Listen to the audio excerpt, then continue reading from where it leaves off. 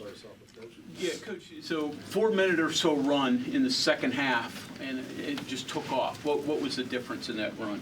I really thought Eduardo kind of ignited some of that for us and blocked a couple shots, which led to us getting out in transition.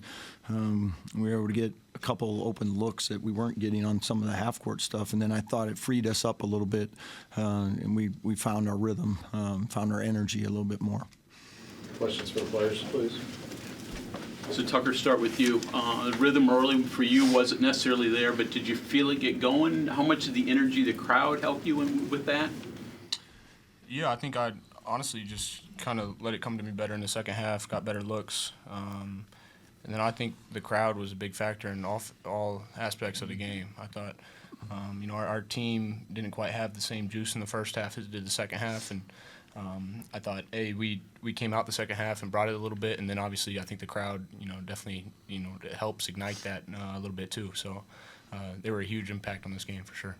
Javon, sort of same thing for you with the crowd. How much did that help fuel the fire? I feed off energy.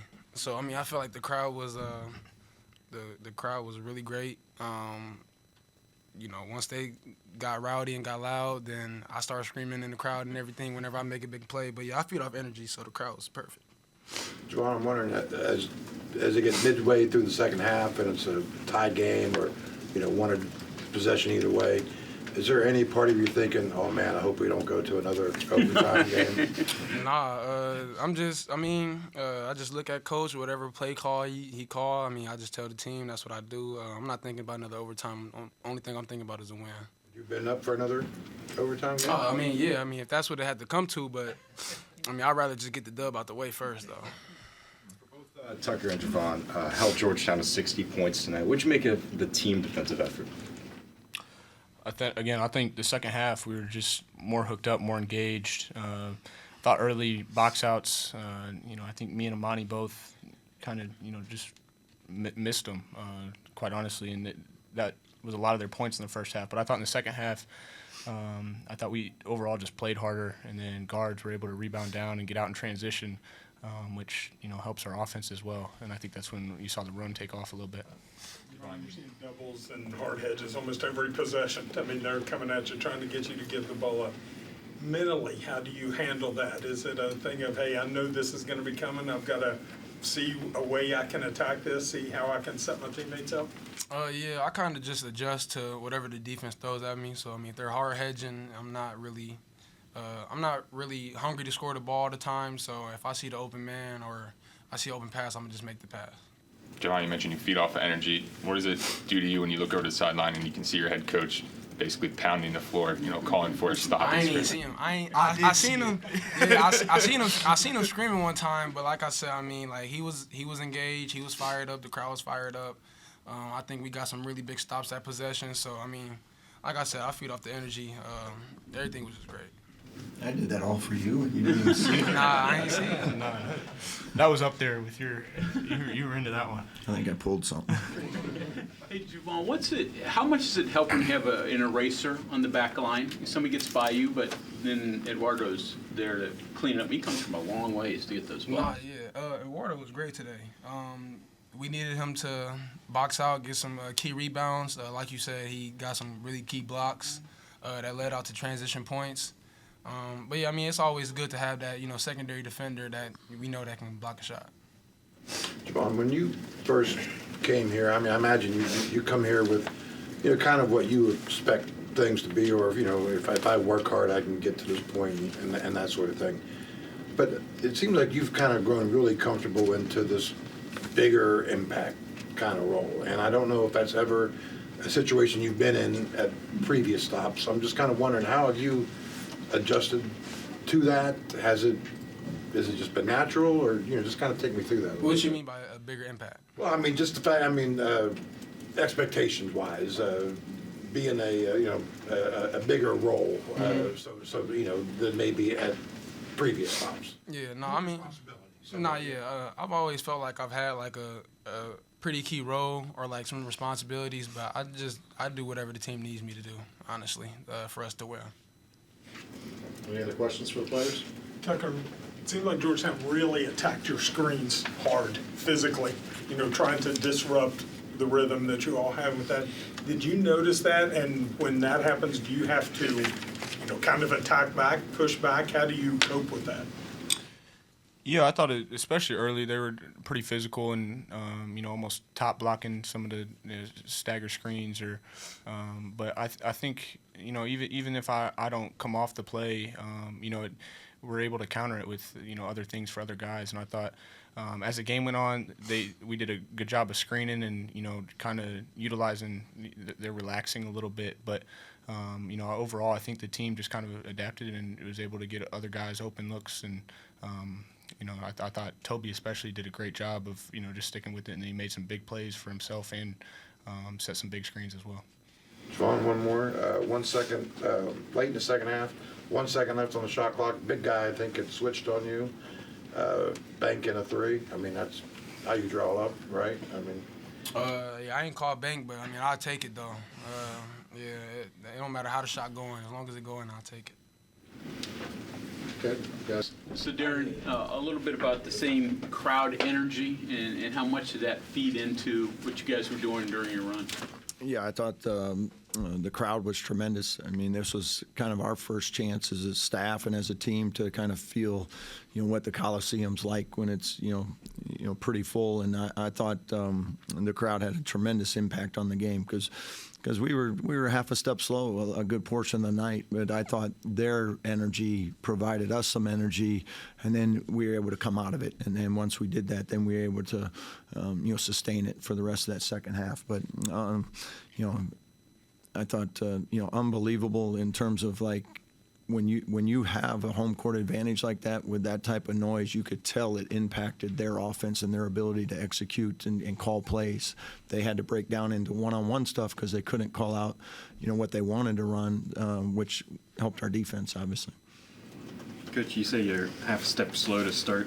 Did it feel like Georgetown got to, slow the pace down to how they wanted to play and not, as fast as you guys want to? Yeah, they kept us off balance, and we hadn't seen that yet this year. So I thought, we never found a good flow. They were going from man to zone and stuff, and we just weren't very good at attacking it the way we would have liked. I thought the second half we were much more aggressive with some of that stuff, and our movement got better in the second half. The first half was just a little bit too, one pass and a shot. I thought we just got a little anxious, and part of that might have been a little excited, with the crowd too. We were just, a little anxious to kind of do it too early in possessions. But as the game went on, I thought we settled in much better. Coach, I'm trying to understand Javon here a little bit more. He's obviously had big impacts at the other places he's been, but he's never really been asked to be the superstar. And now all of a sudden he's putting up superstar numbers, and he acts like it's just another regular day to him. What is it? I mean, obviously that's a great thing as a coach to be someone, but his personality, is that what allows him to just kind of just... he had to play a big role at Oklahoma State, too. I think, he's really confident. He's a veteran point guard. I think one of the things that has helped him here, too, is we're able to get a little better spacing for him. We got some shooting around him that allows him to get into spaces a little bit better so he can, when he gets by his guy, there's not two guys waiting for him all the time because they don't want to leave Tucker or they want to get back to Amani or JP or whatever. So I think he's just, embracing, being a part of this team. Like I said, he's all about winning. I mean, tonight was 26 again, and like when we played Arizona, he deferred to Tucker because he had it going. Vaughn doesn't care. All he wants to do is win. That's his main priority. After the game, a bit of a scuffle. Did you get to see what happened there? And then Coach Cooley after said that he was actually in favor of not shaking hands after games because emotions are too high. Do you agree with that statement? I didn't really see what happened there, but yeah, a good wave may not be bad. Just do the NBA style, But it was a competitive game. Both teams were competing hard, and that's the way it ended. What changed with rebounding in the second half? I mean, you ended up down in rebounds at halftime, and then after the game, you win the rebound battle. And noticed the little look you gave Tucker whenever he mentioned boxing out in the first half. So is that the issue? Was that what changed going into half two? Yeah, I mean, if you're going to get rebounds, especially when you're undersized, you got to hit people. And he might have missed a couple in the first half, but I thought the second half we just played harder. Like we got tougher, we got more physical, played with more energy, more enthusiasm. I mean, that's like I told the team after the game, like that first half team, that team's not going to win a lot of games. You know, we have to play a certain way for us to be good, and the way we played in that second half, I'll take that team anywhere.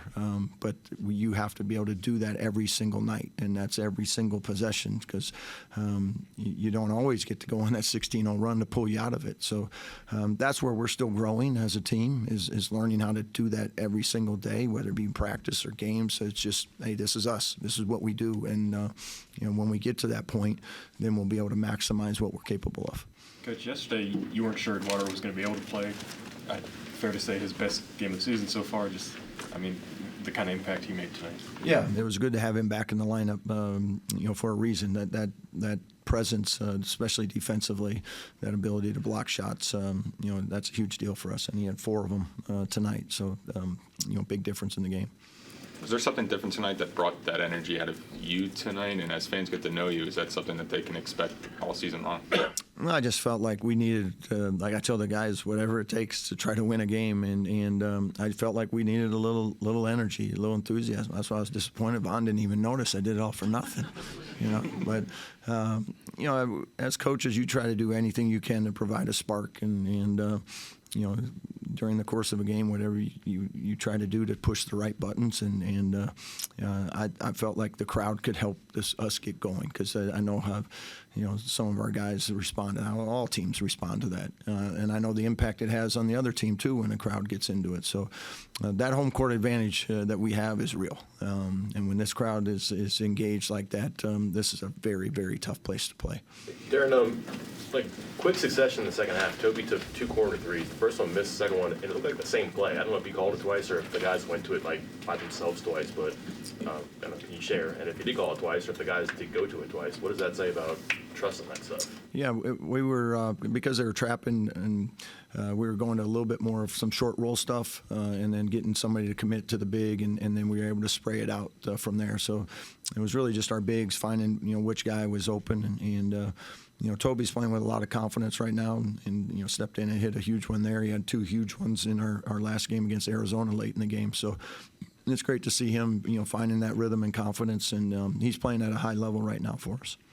Cooley said he felt them having 8 assists was basically what the game boiled down to. Was there anything defensively that you saw from your team that kind of took those away and made them somewhat choppy offensively throughout? Yeah, again, I feel like some of it was the crowd impacting their inability to communicate and run plays.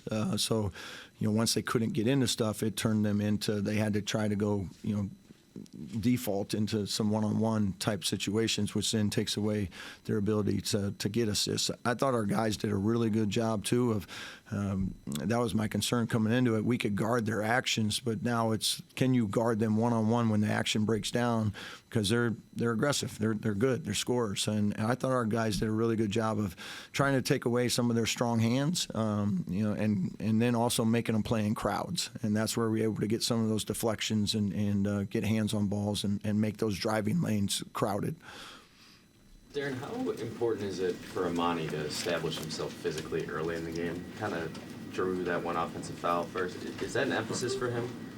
Yeah, I thought Amani got off to a little slow start today too. Just again, I don't know if some of it was just not accounting for those 3 games, in the 3 days and stuff, if we were just a little half step slow because of that. But we just didn't have it in that first half, and I think Amani was one of those 2, just wasn't quite himself to start the game. But yeah, Amani's one of those guys that I think the sky's the limit for, and he's continuing to grow as a player and figuring out, as an undersized guy, having to, he's having to compete down in the post against 7-footers almost every single night. So he's learning how to do that. But I love Amani. His approach is incredible every day. Comes with a smile on his face. Great teammate. All about winning too. And he was the happiest guy in the locker room for Eduardo after the game. And he made sure to single him out to make sure he got the praise he deserved. So I think Amani's going to have an awesome career here, and certainly excited about his future.